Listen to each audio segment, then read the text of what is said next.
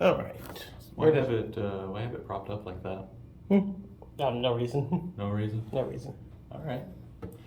Well, all right. The best place to start would be with Lee, right? Yeah, yep, but first we need a little bit. We need a bit. Yeah. Actually, in fact, no bit. All right, everyone, I'm back. All right, you gotta cut me in on the bit before you start it, all right?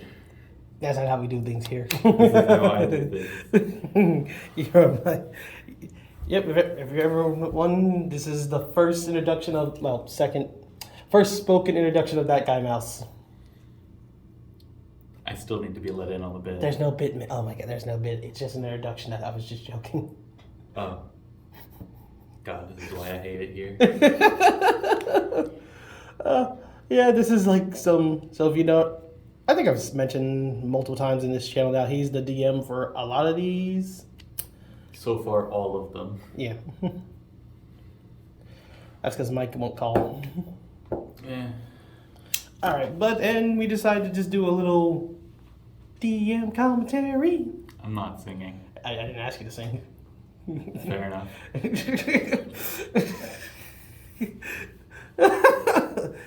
Oh God, this is usually easier. Why not?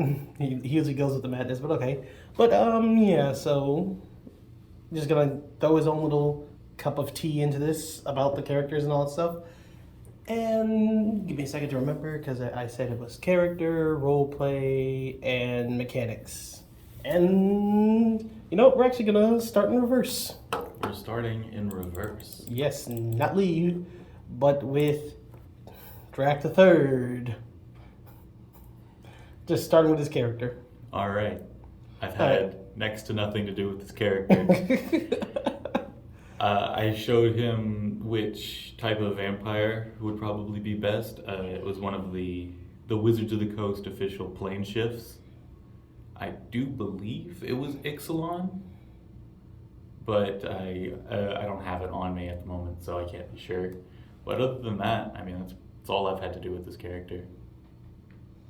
You know, the fact is that, like, I think that's the first time an actual...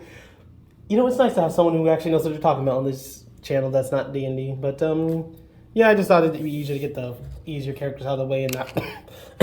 and make the video kind of different. Yeah, I told you pretty much everything about his story, and then you made it work. And, if we ever get to him, it will be very interesting. Yeah, I remember you wanted him to be a rogue at first, but... like, all of his abilities were more centered towards monk stuff. And I was just like, you know, maybe this would work if that's something that you would like.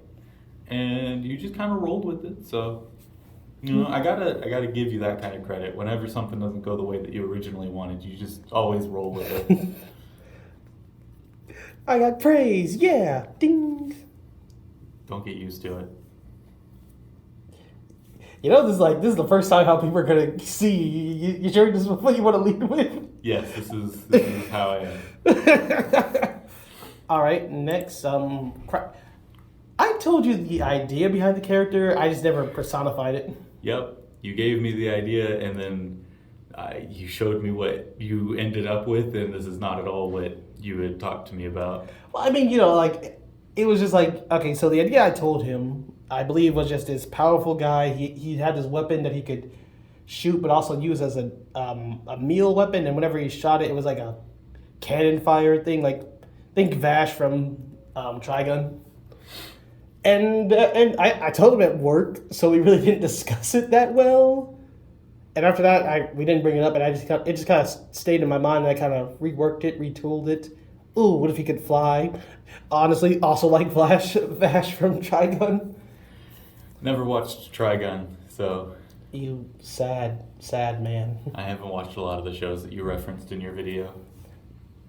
Yeah, all you watch is Fairy Tail. It's not the only thing I watched, it's just the only thing I watched you reference. You sad man, because I reference great shows. But, yeah, so he's an Aarakocra.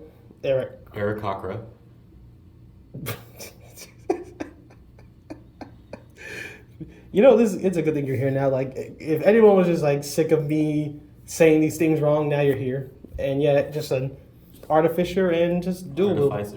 Artificer. It's up in the air. And yeah, dual wielding pistol, badass flying around shooting at people. Yeah, the original way that you had explained this to me, you were going for a more like Dex, like agile, small folk who had like this elemental crossbow. Yeah. And like you said, you only brought it up the once at work. So once it came up to the what you finished with, I was like, I don't even know who this guy is.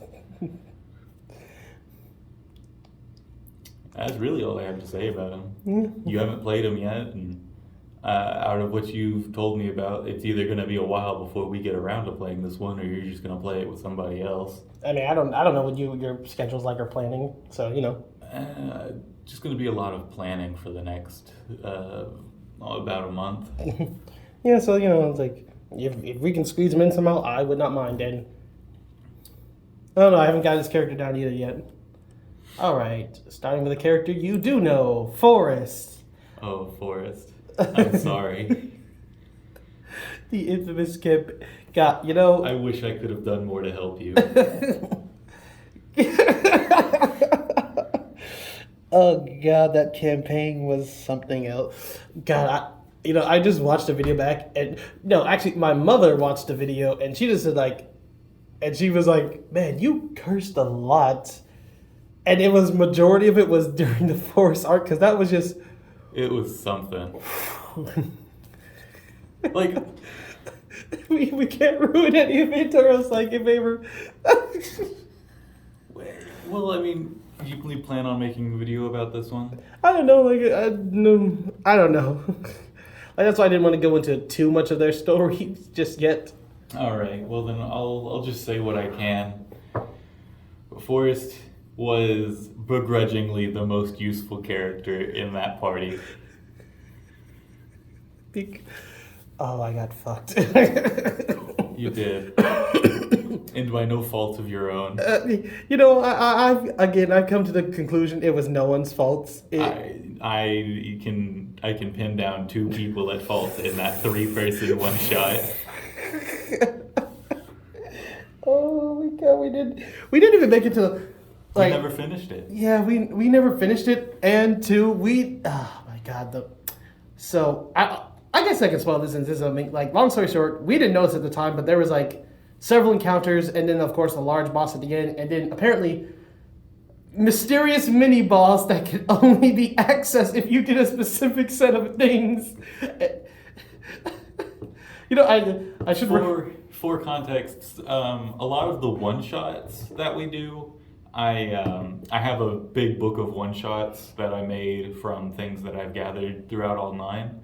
And what I do is I just kind of let somebody pick a number, and then I let somebody else pick a letter. And that's how we get the one shot. Well, the one shot that was chosen this time had this thing about having a specific type of enemy. And one of them could only be accessed intentionally. Like there was no way for you to accidentally find this guy. You had to go out of your way to drive him out of where he was so that he would fight you. And, or at least that's what I thought. Then one of the players, the goblin, I do believe you mentioned. Yeah, I mentioned that. Like, God, what was it was a goblin, a gnome, and no. Well, yeah, you were the gnome, and then there was a dragonborn. Ah, gotcha. The goblin was a rogue, and the dragonborn was a barbarian. But the goblin, bless his heart, was he managed to accidentally stumble upon every exact action that he needed to do to unleash this mini boss. Oh my gosh. You know what? I don't know how many people you watch Puffin Forest, but it's the obelisk, basically. It was. It really was. And we just got destroyed. Like, granted, I managed to hit the thing like 4 times, still didn't go down, and... if I recall correctly, you guys got it down like a decent amount. I just, it was a mini boss. Like, you guys took some pretty heavy hits. Except for one of your guys, who I don't think he took damage like that entire one shot. No, didn't what? No, he got hit once as an Yeah. opportunity attack Yeah. because he was running. Yeah, we can. God, it's if we ever do make this one, we'll explain more. And It will definitely be something. all right, and let's see. Well, since we actually do know how Forrest played and everything, let's go with character. So you actually did want Forrest to be a lone wolf. Yeah, it was the original intention because you just kind of wanted me to give you somebody who knew what they were doing, type deal. And I figured because everybody was just having me make their character for this one shot, I figured having one of the characters be that begrudging lone wolf driven into a team by forces he couldn't control would be an interesting character to play. And you kind of played that in the opposite direction. But still somehow got there in the end. Like, you ended up playing it as guy who looks forward to working with a team who begrudgingly became a lone wolf. I don't know. I guess I forgot that you told me that because my whole thing was just like, oh, he's been here for a while, but he's also still very chipper. Well, I mean, which is fair because I only think I told you the once and just wrote it on your character sheet under one of like your ideals or something like that. Then there's role play. Man, character and role play are basically the same thing. I need a new category. Yeah, we'll work on it for the next time. Quick, make 6 characters right now and play 6 one-shots right now. No, please. I won't make it. And mechanic-wise, we It worked the way that I built it. yeah. Like, because it was a circle of the moon druid, meaning that it was pretty based around his ability to shapeshift. And, I gave him a couple healing spells because nobody else on the field could do anything like that. And he ended up, I think you used him only like once or twice. Twice during the final because no one was getting hit but me. Yeah. So like I only really used it in that mini boss who was just. God, that was awful. I don't know. The goblin got hit a good number of times. Just. Oh my God, he got hit by. Okay, this is everything. This isn't even a spoiler. He got hit by a. Oh wait, no. Oh my God. So if we talk about the fun bit that he just kind of walked into, that's a spoiler. And then I forgot that like the Dragonborn, like, he got like Oh yeah, he got hit a lot. But the Dragonborn never really took any damage. He only got hit like twice. Yeah, but then that one thing, trying to suffocate him and all that stuff. Yeah, but it didn't last long enough for him to take damage. Well, that was Due to order of operations, he was able to struggle his way out of it before taking damage. Forrest deserved better. Forrest did deserve better. In fairness, since we just kind of cut it short because of time, Forrest is the only one who got the good ending. That's right. He ran off and took the goods. Yeah, ran off with what little of the objective that he had gone to get in tow, and he never looked back. Whenever I play him now, it's going. It's gonna be the lone wolf. Yeah. Like it is going to be it came around full circle. We can't escape. No, I built him like that for a reason. I knew it would happen eventually. All right. Taz, my boy. He was fun. I enjoyed playing with Taz. Mm-hmm. God, it's like I never thought that it would turn into what it did. Yeah. Because it was just a one-person campaign or one-person one-shot. Yeah. I didn't expect it to go any further. And then it took you 2 days to finish the one-shot because you got stuck on a couple of things. Yeah. And then after you finished it, there was more to go off of. And so we've just kept it going. Honestly, yeah, I can. Like, God, there's so much I want to say about Taz, but that's kind of like going to spoilers. Like, but we're allowed to say you like torturing him. I do enjoy torturing Taz. I've made it a point in this campaign as it's become to see how far I have to push to push Taz to the edge. I want to make Taz look into the void and see how he reacts.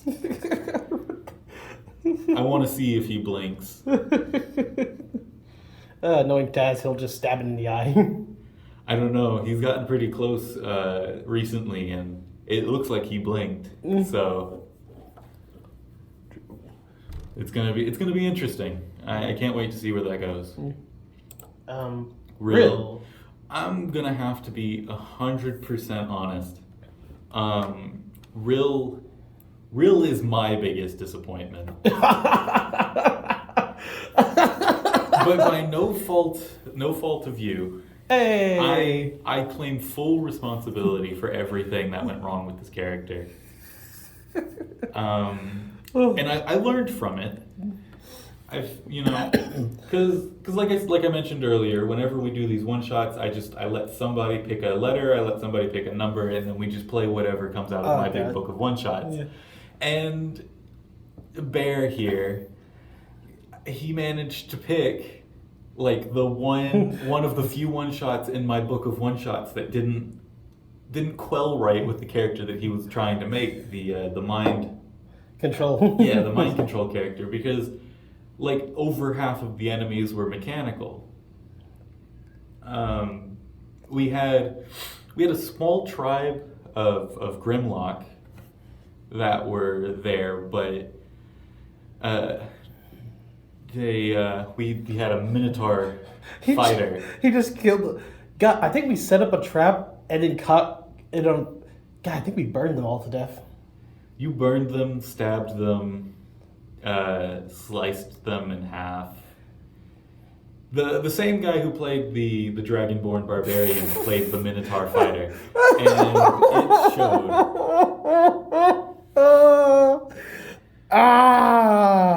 It's okay. Just let it out. You know, okay, I'm not too worried about spoiling this one that much. You're not gonna make this one a video? If I do, they'll know. Because the wasp. I take full responsibility for that. Freaking... That's just funny. Okay, so... Hey, I want to tell first. So, we go in. This is the first encounter, mind you. And it's me and him, 2 characters, and there are apparently 5 wasps. 6 giant wasps. 6 giant wasps. We won, but we looked bad, banged up and damaged. I said, and both me and Dornick, I believe his name was. Dornick, the Minotaur fighter. We were just thinking, man, we must have rolled really bad, and our DM silently looked. And I don't at the thing said oh wow, you guys should have died. Yeah. So what I did was whenever I make these one shots, they come with pre-built encounters, and so not sponsored. I go to D&D Beyond, and I just kind of throw all of the encounter stuff in there, and I use the encounter builder on the website. I forgot to change the preset for the character stuff, and D&D Beyond has it set so that the default is 5 player characters at level 5. We only had 2. It was listed as an easy encounter because the wasps are only they're like a challenge rating 1/4. It's just that there were 6 of them. And so action economy led them to... they should have died. In all fairness, they should have died. I have to give them credit for that encounter. Because I never go easy on them. And they managed to pull through. I don't remember what all they did. I remember they got a few good lucky shots on a couple of wasps. Dornick, I think he scored a couple critical hits. Yeah. And these 2 wasps that surrounded me, they just couldn't hit me. Yeah, I don't know what you did, but you managed to make it so that they could... Oh, I cast my little armor thing on myself. Right. And then I think I used my meteor, whatever the hell that thing was called. Oh yeah, the meteor strike or whatever. It's got a long, complicated name. It's a newer... I guess now it's 2 years old now. Oh. Damn. So roleplay wise, I still played him as the arrogant, I'm the puppet master type guy. I don't know, so again, this was one of those characters where you were just I want to play a mind control wizard. And I was okay, cool, I'll see what I can do. And so on there, I put things I would sacrifice my teammates if it meant I could live. Things like really self-centered shit. And The problem is, you played him like very like, oh shit, this guy's gonna fall. I need to keep him alive. that's more because, like, god dang it, Thornton kept just picking me up and just running off, and I got knocked out one time. I don't know, like the way that I wrote down everything, I kind of expected you to use your mind control on Dornick at least once throughout the one shot. Yeah, I just didn't think of it. You know what? That's fair. I Like, just with everything else, dear God, the flying ones were a piece of shit. That okay. It was difficult. Yeah, like I'm not still fun. It was still fun, but man, did a lot of things not gel. I think out of every one shot that I've had you play so far, this one has been the most difficult. No, Forrest. Okay, Forrest was mentally difficult. I mean mechanically difficult. Oh, okay. Forrest broke me. That one, I needed a break after that one shot. You know what? Let me rephrase that. Forrest was great. Forrest was the only one that was great. I feel bad saying this because I know at least one of the other players is going to see this video. The other one will too if you just send it to him. Honestly, He probably will. But I have to get it out there, and I need it to be on the internet. It's their fault. It's their fault. I don't mean to sound biased, but everything that happened that one shot, 9 out of 10 things can be traced back to a stupid decision one of them made. And the only stupid thing that I can think of that Forrest ever did was done out of ignorance, not idiocy. Oh, okay. And then mechanic-wise, we already talked about, yeah, like a lot of the enemies just were mechanical. Wait, did we do mechanic and thing for Tat? For Taz? Yeah. He's a sword guy. Yeah. Like there wasn't much left to. Yeah. And his character just changed.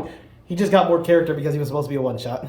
Yeah. Yeah. When you mentioned in your video that I decided not to pick up Harry. All I can think of is, yeah, you've regretted it ever since. Oh my God! Like you complain about how everyone else can do that, and I'm just like, there's a lot of enemies in this game that can do that I didn't know about. I really didn't think, because that's more into spoilers. We'll get into that later, but gotta be fair though. I've given you a lot of tough encounters with Taz, and you've only lost once. But I still count that other thing as a loss. You count it as 2 losses? Yeah. I don't know. I feel like if you just never had a chance at victory, it shouldn't count as a loss. Yeah. And you'll know what we're talking about later. Much later at this rate. Yeah. And of course, the Golden Boy Lee. Yeah, Lee really is Golden Boy, isn't he? Yeah. Campaign worked perfectly. Everything went right. The only thing. Well, okay, you know what? I take that back. I can't say that everything went right. You guys kind of launched yourself off the rails a bit. You guys took a few turns and did a few things I didn't quite intend, and I just kind of had to make it up as I went. But all in all, it was probably one of the better one shots. It was supposed to take the place that Reggie and Taz took. But then we just couldn't get any of the other players to be free. And, I mean, it happened. Yeah, it's not their fault. Yeah, of course. But, just wouldn't have felt right without them, Yeah. What to say about Lee? Character-wise, he was the first one to have a fleshed out backstory. Yeah. Because we had originally intended for him to have a campaign. Yeah. His is probably the most fleshed out backstory. For what it is. Yeah. Like, it is the most detailed in its short period of time. Yeah, because, Taz, we keep kind of adding stuff here and there. Because there's so much room. Yeah. Like, you've got, 4 years worth of, between this and this on Taz with, 3 things that happened. And I'm like, I guess, yeah. Honestly, I think the only encounter that kind of messed us up was I don't even say the bridge encounter was good. I just The bridge encounter was something. It was supposed to be difficult for them after they had already completed 2 battles. But they had managed to take a short rest in between those 2 times. So it was going to be like so much less difficult. And what it was they go into an underground cave, like with this whole cavern and like small stream, river, and a waterfall and whatnot. Yep. And connecting this like sort of internal ravine was a small rope bridge, big enough for about 1 person to get across at a time. And the idea, at least from an encounter's perspective, was for them to go by 1 at a time, having to deal with arrows raining down on them, struggling to get to everybody at the at the bottom of the ravine at the other side. They then had the great idea to cut the bridge. And I will never forget this, as he said, like, because I think we cut the bridge, and then he said, "All right, they're starting to climb up the ladders that are all on the ground." I'd mentioned them before, and they just kind of hadn't noticed them, I guess. But it's not like they only had like 2 or 3 of them. And if I recall correctly, you guys managed to knock them down, but everybody had crossbows. So it didn't stop them. They just peppered you with arrows. And I think it was William and Thornick both got drowned. Down, yeah. And they had a Drake. And I had to... They had a Drake who had snuck past them up the stream and was starting to take them in his jaw, drag them back into the river, as it works. It's like 5 feet across and it was pretty deep, and he was starting to drown them. And no one did anything. They just kind of focused on the bridge. So so it was me and my dragon William, pseudo dragon, Wilford, I believe I called him. I don't remember. I don't have it. Yeah, it was definitely Wilford, who apparently is not supposed to be that big. No, it's supposed to be the size of about a slightly large cat, not a large dog. Yeah. And basically, me and him just I had to kill it in the end. Like, even though my whole thing is like kind of monster taming, I just had to fucking kill, like, you're drowning too many of my friends and everything. I double Eldritch blasted it. Yeah. And so whenever I go into a campaign, I go into it with the mindset of like, what do I want? Like, how do I want the characters to kind of react to this? Like, what kind of campaign is this going to be? Is this going to be you're being, like with Taz, it's a, what are you going to do when you are pushed to your edge? And Taz has made some pretty interesting, things that he's done when pushed to his edge. Every town he gains a reputation. He does gain a reputation, but he's fixing it. Yeah. Has he? He's working on it. He's working on it. He's not very good at it. He has a temper. But with Lee, it was not everything that you try is going to work. In fact, it very rarely will. Because his whole idea was, I want to befriend the monsters. And so I kept putting him up against monsters that were either, if he tried to befriend them, it would be... like a lot of work. Like with the Drake. If you tried to befriend him, you would have had to live with the fact, hey, this guy tried to kill multiple of my friends several times and almost succeeded. Or, like with the giant spider, they're not interested in becoming friends. Yeah. You are nothing more than a morsel to him. That was the kind of experience that Lee was getting. I wanted him to realize, is this what I want to do? And there were more characters that I was in that first campaign. We had a bard pirate who wanted to be a leader, and so anytime he tried to take up a leadership position, things backfired. He made wrong calls. He did things the way that he shouldn't have done them. He couldn't see for most of the damn time. It's more stuff that would have come up if this had taken the original path. I don't see this ever coming back, so I have no problem kind of talking about it. Yeah. We had a soldier who had to live with the fact that he was fighting for things that he didn't believe in. And then went AWOL. Like he ran away from his battalion. And then we had a monk who was trying to take down corruption in the kingdom, who, well, we never really got to see what came of that because there was not much to do there. I think the only dumb decision I kind of made was like going back to try to fight with the Maw demons, and then immediately I have like proficiency in like intelligence and everything, like, so immediately got charmed. And that almost became bad because, like I said, like, oh god, I'm about to start nuking these guys, and then because he had some pretty big spells too. Yeah, like Lee had some pretty great, like, cantrips and everything, and God, an Eldritch Blast, I believe, could snipe people like 300 feet away. No, you didn't want to take that one yet. Ridiculous. It was ridiculous. But luckily. God, what happened? That's right. He tried to charm another player, and so it was an oversight on my part. I forgot that charm was concentration, and so I went to charm the other player who ran back to help Lee. And after it succeeded, it dawned on me: wait a minute, this shouldn't work.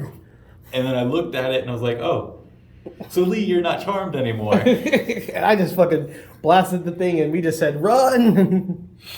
And like, so out of everything that I've done as a DM, I think that is the closest thing to what could be perceived as taking it easy on you guys. But I promise you that was just an oversight. Yeah, I fucked up.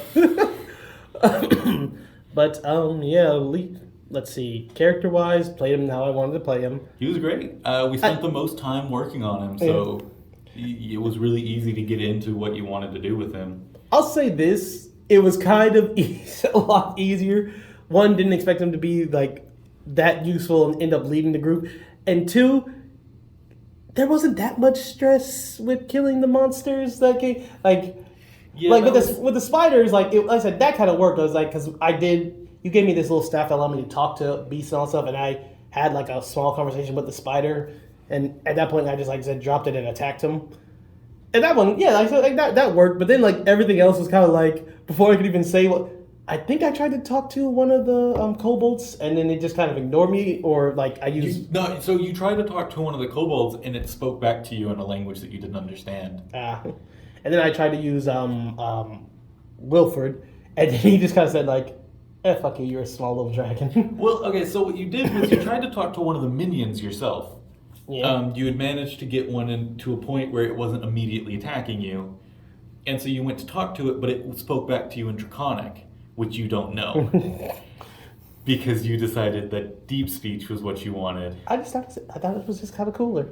Like Celestial and Deep Speech. I said, I just know these two great languages. That's cool. Deep speech isn't even that great of a language.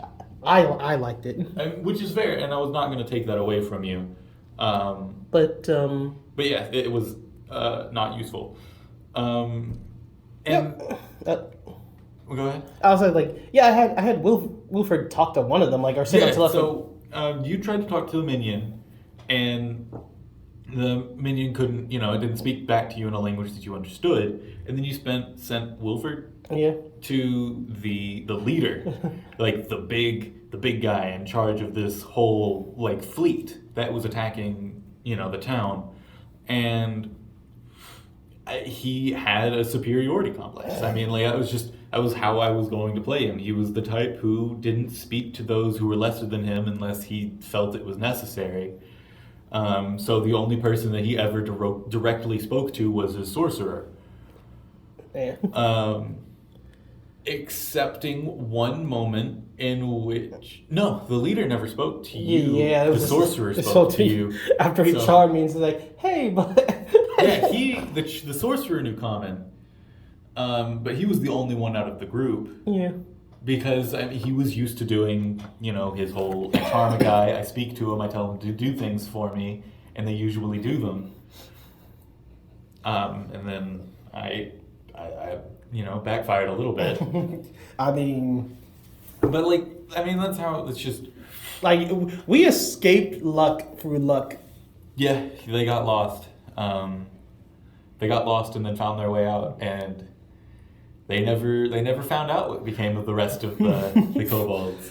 You know, was the words like that. So we had a plan early on, and I could summon fly, and I sent our strongest guy up there with the rope and everything. And then, for some reason, we didn't specify that we were climbing one at a time, so it just failed. And I remember you saying, like, if you had succeeded in that, you would have just killed us. Yeah, okay, so the way that it went, it was they tied the strongest guy that they had to a rope, had him fly into a hole that had appeared above them, back into the main town that they had just escaped from the lower portion of a prison. Because I'm cliche like that. And what was going on in the above town was there were 2 dragons attacking with several fleets of kobolds manning the ground. And I was like, God, I hope this doesn't work. I hope this doesn't work. And they were like, all right, we'll climb up. And I was like, you all climb up? Okay. And I made their strong guy, the dwarf, I made him roll for it, and he rolled low. Yeah. And rope snapped, and everything that could have gone wrong went wrong in that moment. And I was like, thank the 9. I was about to cast it again, but he said, like, listen, I'll be honest with you. You go up there and you die. Yeah, I had to help them out. So that's 2 times you went easy on us. No, okay, one time I went easy on you, but it's because we'd only been playing for like 30 minutes, and one of the players hadn't even made it to the table yet. Oh, the guard. I remember the guard. The guard he was going to be interesting. He was going to be interesting, and then they killed him. I freaking... God... And you know who killed him? The same guy who played the fucking Dragonborn and the goddamn Minotaur. No, but I will give him credit. He didn't mean to. He 100% didn't realize... Because it was his first time playing a spellcaster. So he didn't realize that his spells could affect allies. And then murked him. So much effort in keeping him alive. Like, I still have a spear. Lee still has that guard's spear and does not know his name. Yeah. And has full intention of trying to get that spear that belonged to the city back to that guard's family. Like, not even his spear. It's like just regulation guard spear, like found in the barracks. I'm gonna find something, man. You will. You'll get that spear that they don't know what it is to them. Well, I mean, if I find his family, I'll find his name, you know. Yeah, well, I mean, you're going to have to find his name to find his family, let's be honest here. God, yeah, that was a whole mess. It was something. Lee might make a return at some point. Honestly, all these characters can. None of them really got killed. Rill can't make he got stuck as desk jockey for the rest of his life for failing at his... Fail. At this point, we can So the thing that sent him to desk jockey forever was that he failed in his mission, but also that he had given, he was, giving Dornick. He was giving Dornick a second chance because he had already, fucked up some stuff. He said, on me, this guy can come and help me again. And then Dornick went and... Got himself killed. He got himself killed. At this point, let's just spoil everything, since we're just talking about it, So, yeah, their mission was just to... It was to save some workers. That was it. Rill is probably the one that I'm not worried about becoming a video, because it was... just a lot of things kept going wrong. But didn't not even wrong in the same way that happened in the Forest campaign. We didn't even fight the final boss or the mini boss. No, didn't fight. You never made it to anything past a medium encounter. Yeah. Except for the wasps, which were unintentionally deadly. We'll find another way. Because the way that one was gonna work was you guys were just gonna chip away at everything that you had, and then you were gonna have to fight this, either the mini boss or the full boss, depending on which you got to first. And it was gonna be oh shit, we shouldn't have used all of our stuff. Like, we should have been more resourceful. And then you never made it that far. I mean, no, Dornick walked in on them and then just left and they didn't see him, which, Yeah, thank well, God. he did the sneaky bit. Yeah, thank gosh for once. Yeah, he used his head. That's the only character I've ever given him with negative intelligence. And it's the only one I ever will give him with negative intelligence. You know what? Not that it helps. Yeah, not that it's stuff. You know what? We're just, this is becoming a character smash now because 3 times he's messed something. 3 times he's destroyed my plans. I give William a plan. I give William a pass. William did not intend to do what he did. To be fair, he's still Lee and he and Lee still butt heads though. Yeah, William and Lee butt heads a lot, but that's just they had different paths in life. And then Forrest and their crew was just supposed to. It was just a gatherer mission. Yeah, like a fetch quest. We got some potions. God, I was honestly that was like I was thinking like, God dang, do I have to drink this potion and then jump in that thing's mouth and kamikaze? No, that's not what that potion would have done at all. Like I had the space potion and the rainbow potion both, so I was like, chug them both. No, you had the one that was in the puzzle box. Yeah, wasn't that the space one? No, the space one, as it were, was one of the normal ones. It was, I can't remember what I had that one do, but the one in the potion box. The rainbow one? So what it was this it was a green glass bottle with plants that would constantly shift around it and whatnot. Like, it was just supposed to be like a really cool like nature-based. I think it was supposed to give you some sort of like nature-based attack, like how like a potion of dragon's breath. Oh. Okay. Like, it was supposed to do something like that, but with plants. That's kind of cool. I can't remember the exact thing, but like it was one of the secret objectives, because there were 4 potions that were important, and then there were like a handful of them that were normal. You guys found 2 of the normal ones, and you found one of the secret objectives. The secret objective would not have counted if you had been unable to open the puzzle box. Yeah. But through a couple lucky rolls, you guys had managed to open it pretty quickly. And then I remember you guys mentioned something about drinking them, and I was like, oh wait, no, that's what you weren't supposed to do that.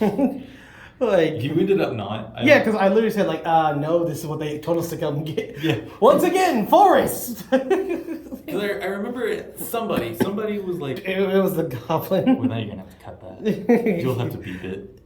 Why not? It was why not. His goblin was what did he call it? God, this video's gone on longer than I thought it would. We've been here for 43 minutes. All right, but just like but yeah, like I was thinking, like okay, I'm just gonna Jack Sparrow this. I was just gonna take the potions, drink them all, and just jump in his mouth, and because I thought it was like for sure one of them would have killed me, and I would just take it with me. No, none of them would have. Well, maybe if you drink all of them, it would have, but none of them individually would have. Yeah. Yeah, potions don't like it when you mix their effects. Well, like. Forrest didn't know that, so. Yeah. Look, I kind of knew that. Like I said, okay, I'm gonna drink all 3 of these potions, sacrifice myself, and then these 2 can fuck off and do whatever they want. Yeah, it was something. All right, and then we don't know what to do with these crack shot and Drac yet. And yeah, I think we should stop the video there, though. Yeah. It's been a pleasure. Can't wait to get out of this cave. Yeah. This is why we play at my place. Hey, I had to fight a lot of construction workers to keep this cave. I know you did. I sent them. You motherfucker. All right, well, we'll see you later. I'm a bear who plays D&D. And I'm that guy Mouse. I'm a bear. I get the last word.